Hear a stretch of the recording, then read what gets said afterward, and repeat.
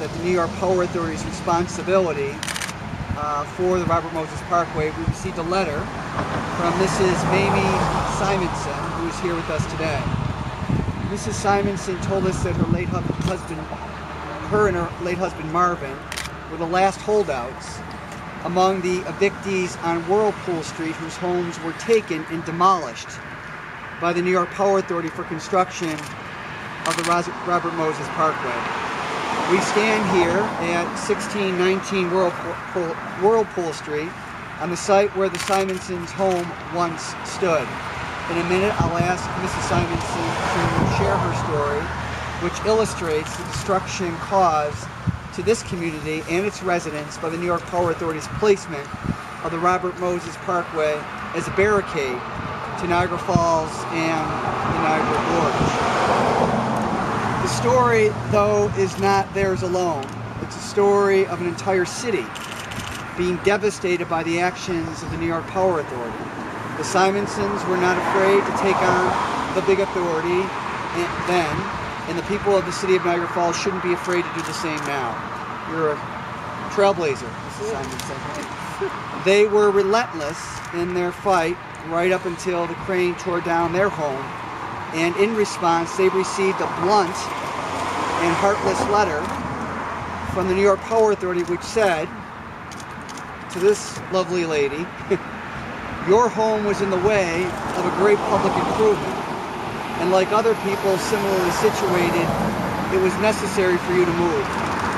Since the 1960s, the city of Niagara Falls has shouldered the negative impact of the New York Power Authority's actions to build the Robert Moses Parkway. It cut off the city from its namesake falls, and with it, cut off great economic potential. The New York Power Authority has an obligation and the capacity to right this historic wrong.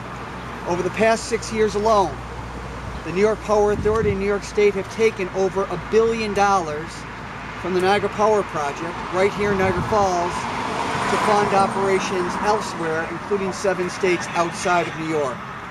Following a meeting with the New York Power Authority leaders, I outlined methods by which they could support this effort. Potential funding mechanisms include treating the work, the removal of the Robert Moses Parkway, as an enhanced settlement, or investing in the site as a capital improvement on their own land.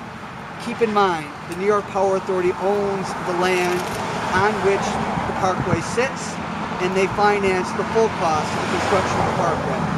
Niagara Falls was shortchanged in the past, and I am here to do everything I can to help this city fight to see that it never happens again. Mrs. Simonson will never have her house back, but the Power Authority leadership can right a wrong by giving this city its waterfront back. Now it gives me great pleasure to introduce to you Mrs. Mamie Simonson to say a few words. It's all yours. Take your time. I'd like to say thank you to Congressman Higgins for his long years of public service and inviting me here today to talk about the famous Robert Moses Parkway.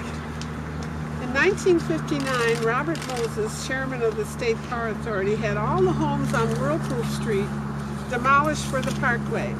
It was not a pleasant time for our family, and we loved our home, and we would probably still be living here today in Niagara Falls. So there were many meetings of the homeowners at the time who were upset. In our case, and with many, we did not agree with their appraisal. We had 3 qualified appraisals that the Power Authority would not match.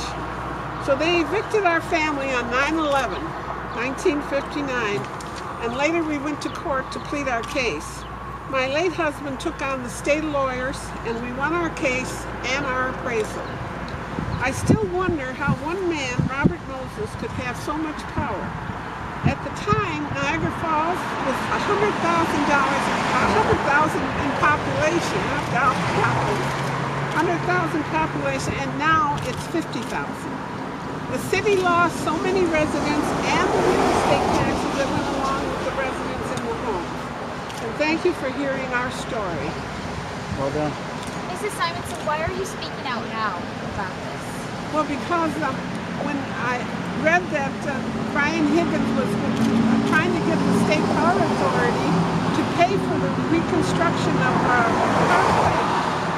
I remembered then that why, because they want to pay for it, because they took it away, they should be paying for it. And so when I read his story, I was upset that we were treated so badly. And so they should pay. Robert Moses and his crew should pay for it. Nearly 6 decades later, you're talking about it now. I mean, does it make you feel a little bit better to get it out there to show your disgust with what happened? Yeah, I'm glad to help Brian in this project of trying to get the Power Authority to pay for this. Yeah. It does make me feel better, but I don't like thinking about it. It's not fun thinking about it. In making the argument on behalf of Mrs. Simonson and the people of Niagara Falls, we first and foremost have to do two things. One, establish responsibility. And the fact of the matter is, as evidenced by the information Mrs. Simonson provided, they received, Mrs. Simonson and her husband, a very direct, and I would say an angry letter, saying basically, get out of the way, because we're going to build this parkway. So, the New York Power Authority evicted the people from their homes. They paid for the construction of the parkway. They own the land on which the parkway sits. And they should be held responsible to fix the problem that they created. There's responsibility. Let me talk about capacity. In 2008, the New York Power Authority finished their fiscal year with a budgetary surplus of $308 million. That's profit for 1 year. 76% of that profit came from the proceeds of the New York Power Authority in 1 year. We, on behalf of Niagara Falls, we're not asking for all of that. We're not even asking for half of it. We're just asking them to right the historical wrong that they are responsible for and that they are responsible for financing. It is that simple. And, you know, when we did relicensing in 2005,